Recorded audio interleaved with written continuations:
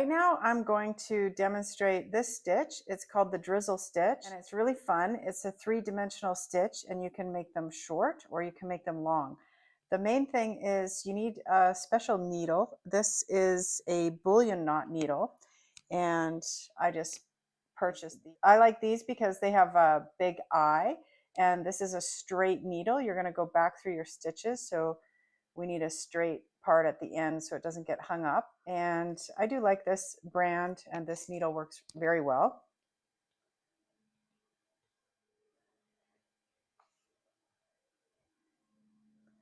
And I'm going to put my needle back down through my work just next to where I came up. And you can see here the needles come through. I'm actually going to hold that there. And then I'm going to unthread. I unthread the needle. I'm still holding underneath the needle in place.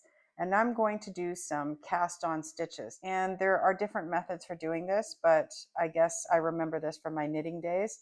So I'm going to loop this around my finger, and then I'm going to pull it down. I loop it around, pull it down.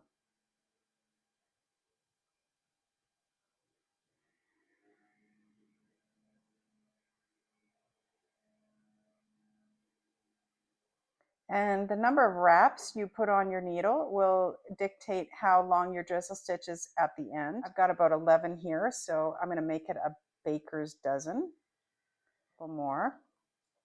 I'm still holding that needle from underneath with my middle finger. And then I'm going to go ahead and rethread my needle.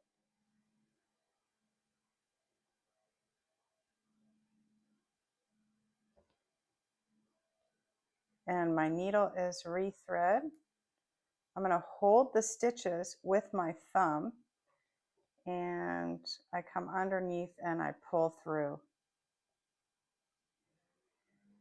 And so that thread has gone down in between all of these drizzle stitches, and it creates this nice little curve here, a twisty little stitch.